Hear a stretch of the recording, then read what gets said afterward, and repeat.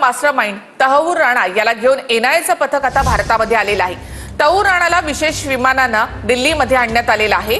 पटियाला हाऊसच्या एनआयए कोर्टामध्ये त्याला हजर करत त्याचा ताबा मागितला जाणार आहे। एकूणच न्यायालयीन प्रक्रिया जी आहे ती केली जाणार आहे। राणासाठी मुंबई आणि दिल्लीच्या जेलमध्ये विशेष बराक तयार। सुरुवातीला दिल्ली आणि मग मुंबईत आणलं जाणार। राणाला आर्थर रोड जेलमध्ये ठेवलं जाऊ शकतं। कसाबला ठेवलेल्या बराकमध्ये राणाला ठेवण्याची शक्यता। जेलमध्ये कसाबसाठी विशेष बराक बनवण्यात आलं होतं। आर्थरमधील विशेष बराक जेलमधील सर्वाधिक सुरक्षित जागा समजली जाते।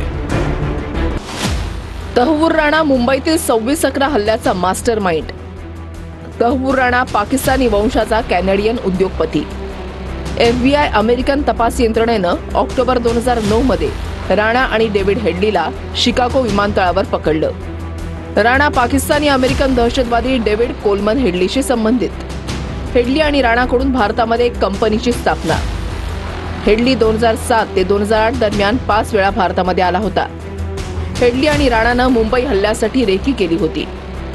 राणा आपल्या पत्नीसोबत मुंबईत आला आणि ताजमध्ये थांबला होता।